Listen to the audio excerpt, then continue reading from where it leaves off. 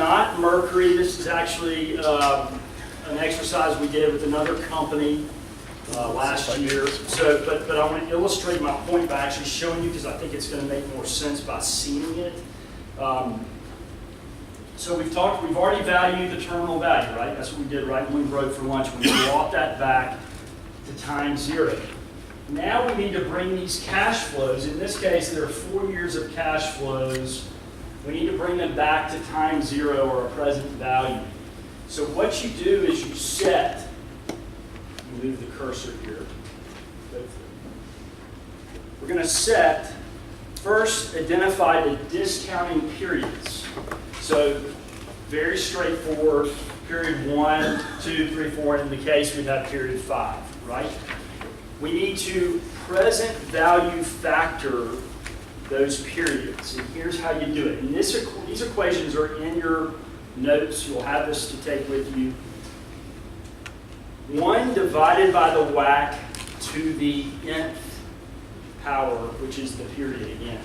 So it's taking, in this case, 1 divided by 1 plus WACC to the 1. Okay? 1 divided by 1 plus WACC to the second power.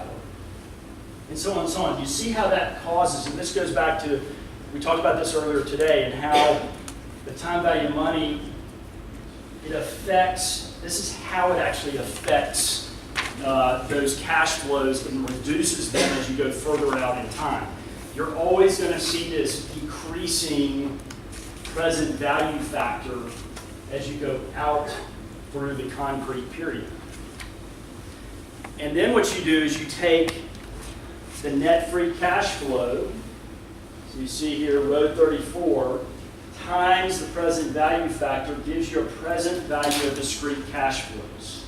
It's just a simple multiplication of the 0.85 times the net free cash flow, 0.71 times 6, and then you add these up. And that's how you get to the present value of the discrete cash flow period. That's it. So then what you'll do, you'll take the sum of those, and you'll take the present value of the terminal value, which you calculated right before lunch. That gives you the discounted cash flow value of the business. Okay? Is everybody with me? So if you look on, you have your book here, and I'll turn it back to the presentation. I wanted to show that because I think it's a lot easier to show through an actual calculation. We just said that before lunch, the present value of the terminal value is $217,292,000. Here are these equations that I just walked you through. So there's the free cash flow equation one more time. So EV/IAT, or NOPAT, plus depreciation minus change in net working capital, current period minus, or current period minus previous period, I keep talking, minus CapEx. There's the discounted period, that's just the 1 through 5.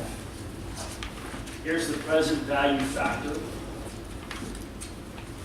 And there's the present value factor of the multiplication. And then we added the terminal value, present value of the terminal value, plus this gets you the present value. And then you add the two together. And these are the steps you take to get to present value, or DCF, of the cash flows. And that's it. That's it. So what we want to do now is complete the valuation. With that in mind, for Mercury, we want to break up into our groups and complete the valuation for Mercury. Let me put up on the board, here's what we've already determined. Okay, well, actually, this is pretty much giving it away. I actually had told, we were hoping to pull these pages out of your book, so maybe let's think about this. We don't want to give it away. I want y'all to go through the exercise. Let me go back. What I'll leave up on the screen is, and please don't look at your book. If you can go through this calculation, you already have all this. You have all this. The only thing you haven't done is you haven't calculated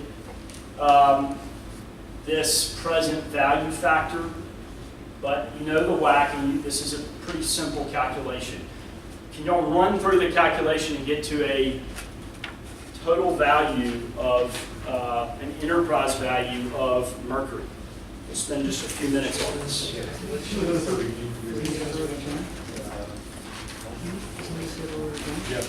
When you're done, if you can, what you'll write up on the board is the present value of the free cash flows, the concrete period on your flip chart, plus present value of the terminal value. Just give me that equation and wrap it up.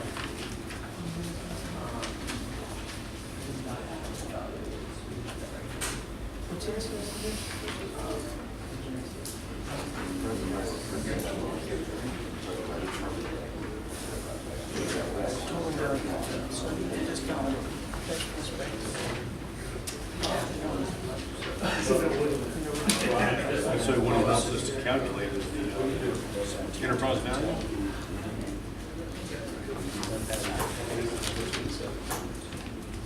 Just to be sure, you said, are we calculating the enterprise value? Is that what you asked? You're getting to the total enterprise value based on the DCF. You already had the present value of the terminal value. Now you're just calculating the present value of the discrete cash flows and adding them together. We have the cash flows written down. For any of these prior jobs that did this year, on the way, just beyond that, you're using that at all? Gotta get less taxes. Plus depreciation minus CapEx. Yeah, did we write down our cash flows for the value of the cash flows for each one? Present value. And then we use I can't do that. It's showing. That's part of that calculation.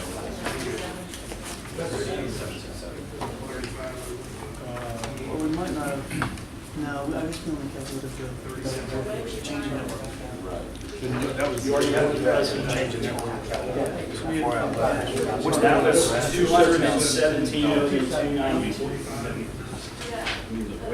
we did that. the WACC. The WAC. You're asking what that is? Are you using that as Well, we were going to use the answer from it, because we already got it. So that's going to be the R return. So is it going to be for each year then, enterprise value for each year? Right, and so you'll take 1 plus that return, and raise it to the power of the period that it is a year. So in the first year, it'd be 1.11064 raised to the first, which is just itself. Right. And then the second one would be raised to the second, and so on.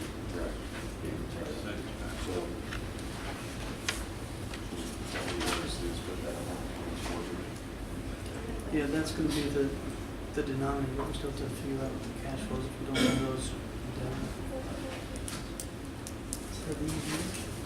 Present value of. So,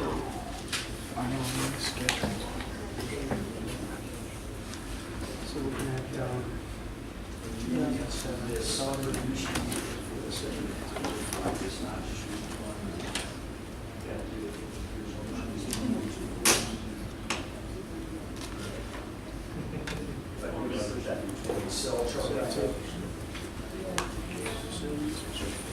So when you're calculating the present value factor, remember that's a per year calculation. That's not just one calculation. You've got to use that equation for each year. So back to this example I showed. First you're putting the discount period, 1, 2, 3, 4, 5. The present value factor is, okay? The present value factor is 1 divided by 1 plus the WACC to the nth power, and the nth represents what year you're in. You've got to calculate this for each year. And that's what you're going to multiply by the net free cash flow to get to your discrete, the present value of discrete cash I flows. mean, so that's one is correct. Does that make sense?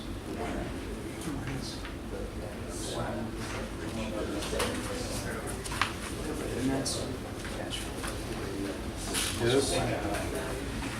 Oh, that's the whack. That's a. So you start, if you want, does this make sense right here?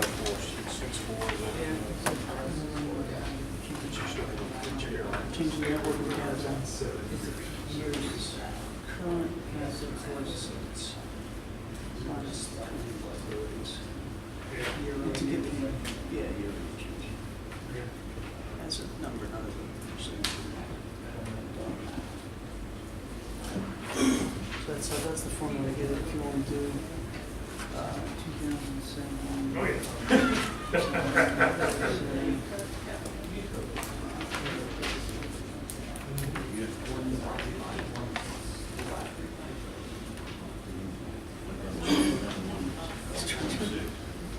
Oh,